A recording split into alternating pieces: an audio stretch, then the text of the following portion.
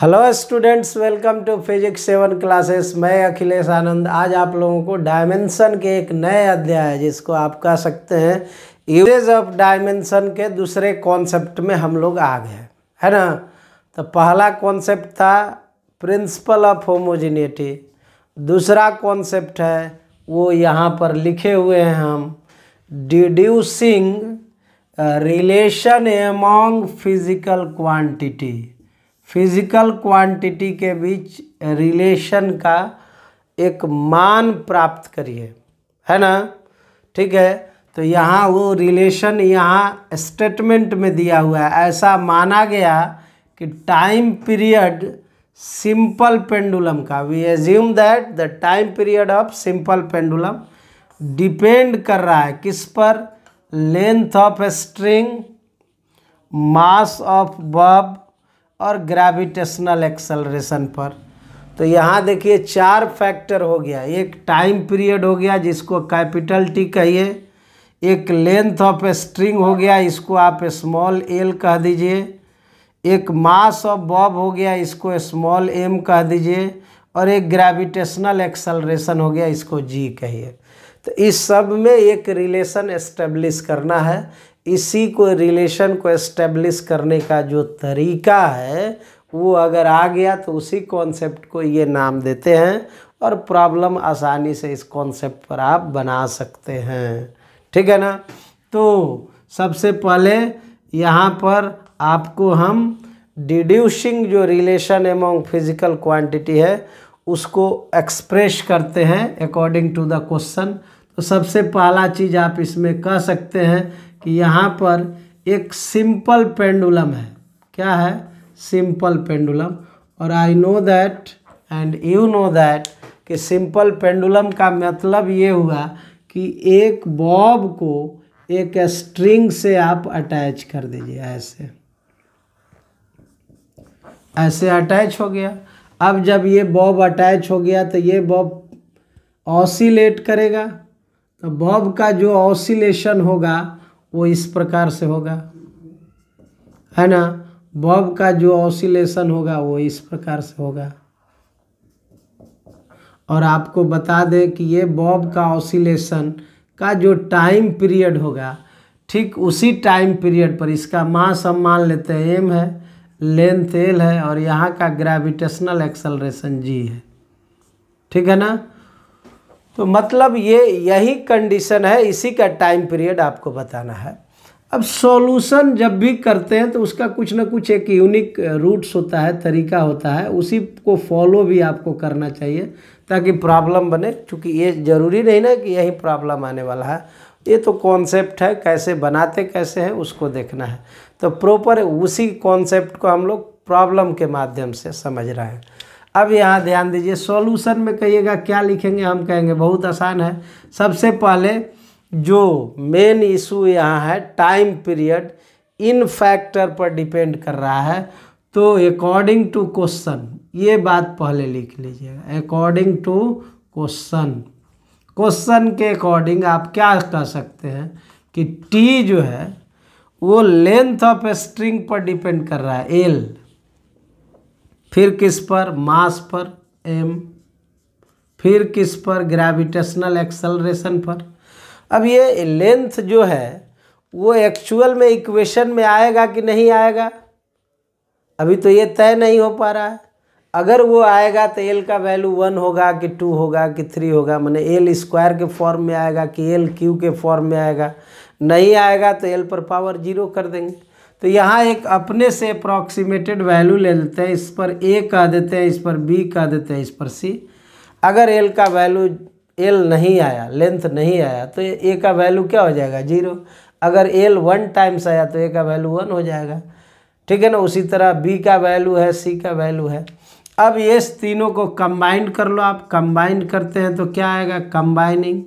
अब ये कंबाइन करते हैं तो यहाँ से T directly proportional to L पर पावर ए, एम पर पावर बी और जी पर पावर सी। एम को स्मॉल रखना है तो स्मॉल ही रखिए। और यहाँ से जब प्रोपोर्शनलिटी हटता है तो ये के लिख देते हैं, एल पर पावर ए, एम पर पावर बी और जी पर पावर सी।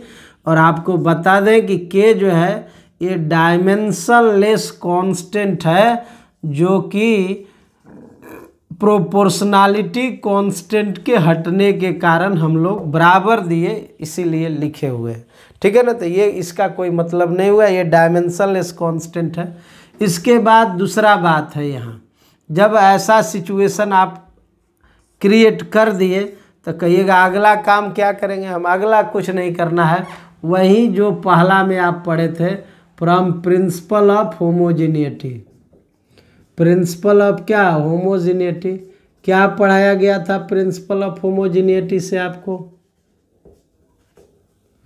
इसमें क्या पढ़े थे? तो आप कहे थे ना कि टी का डायमेंशन बराबर हो जाएगा के डायमेंशन के, बराबर हो जाएगा एल पर पावर ए के डायमेंशन के, बराबर हो जाएगा एम पर पावर बी के डायमेंशन, बराबर हो जाएगा जी पर पावर सी के डायमेंशन के। अब जब ऐसा हुआ तो इसको आप अरेंजिंग करिए। यहाँ टी को ऐसे लिख दीजिए, टी डायमेंशन है, के का डायमेंशन 1, एल का ए, एम का बी, एम पर पावर बी है, जी का एक्सेलरेशन है एल टी -2 पर पावर सी।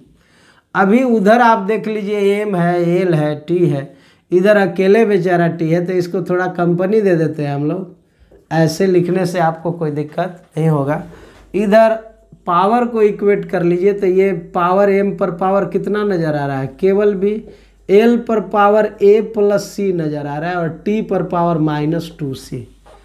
अब अगला काम आपको करना है, कुछ करना नहीं है, equating the dimension. Equating the dimension, dimension को आप क्या कर लो, इक्वेट कर लो। अगर डायमेंशन को आप इक्वेट कर लेते हैं, तब यहाँ तो एक पहला ही एम वाला सिचुएशन में आपको क्या दिख रहा है कि बी का वैल्यू 0 हो जाएगा, है ना। उसी तरह आप देख लीजिए टी पर पावर -2c है, टी वाला इक्वेट करिए तो -2c = 1 हो जाएगा, यानी c बराबर आ जाएगा -1/2, है ना। और तीसरा आप सिचुएशन को बैलेंस करते हैं, तो तीसरा में आपका एल है ना, तो यहाँ a + c = 0 हो जाएगा। तो c का वैल्यू अगर, तो यहाँ से a = -c कहेंगे, यानी a का वैल्यू -1/2, यानी फाइनली कहें तो a का वैल्यू आ जाएगा 1/2। a का वैल्यू आ जाएगा कितना, 1/2। तो देखिए हमको a भी पता हो गया, c भी पता हो गया, और b भी पता हो गया, तो a b c निकल गया। हमारा मेन इक्वेशन यही था। देन यहाँ से लिख सकते हैं, ये जो इक्वेशन हमारा आया था यही मेन था, ठीक है ना।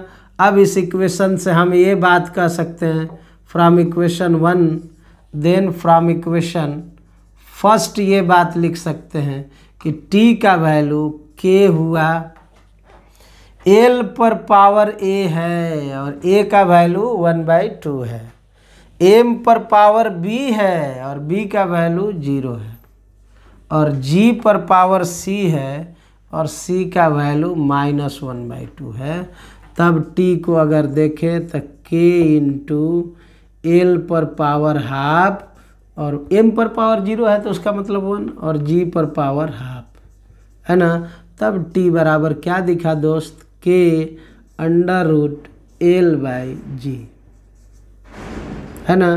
ये t का वैल्यू हमको दिखा, ठीक है ना। तो मतलब ये हम कहेंगे आपसे कि डिड्यूसिंग रिलेशन एमंग फिजिकल क्वांटिटी के कॉन्सेप्ट को अगर आप चाहते हैं चरितार्थ करना और बढ़िया से समझना, तो हम फिर एक बार इसको रिपीट कर देते हैं, 1 मिनट लगेगा, ध्यान से सुनिएगा। पहले ये तो आप समझ लो, या तो ऐसा फॉर्मेट में दे देगा क्वेश्चन जिसमें पूरा का पूरा स्टेटमेंट होगा, या ऐसा भी हो सकता है कि आपको इक्वेशन डायरेक्ट दे दे, इसमें ABC का वैल्यू निकालने को कहे।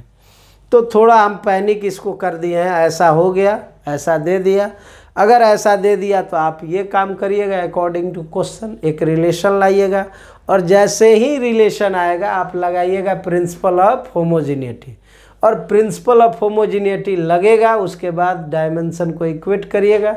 देन वो इक्वेटिंग जो वैल्यू आएंगे उस वैल्यू को इक्वेशन 1 में रखेंगे, रिलेशन आ जाएगा। ठीक है दोस्त, तो इसमें कहीं कोई दिक्कत नहीं। तो हम लोग यूजेज ऑफ डायमेंशन के दोनों कॉन्सेप्ट को बढ़िया से पढ़े, खूब प्रॉब्लम बनाइए, खूब मेहनत करिए, और फिर हम प्रॉब्लम लेकर आएंगे जिसमें कि यूजेज ऑफ डायमेंशन भी होंगे, जिसमें कि प्रिंसिपल ऑफ होमोजीनियटी भी होगा, और जिसमें कि डिड्यूसिंग रिलेशन अमॉन्ग फिजिकल क्वांटिटी, उसके कुछ एप्लीकेशंस को और लेकर आएंगे और आप इंजॉय करेंगे।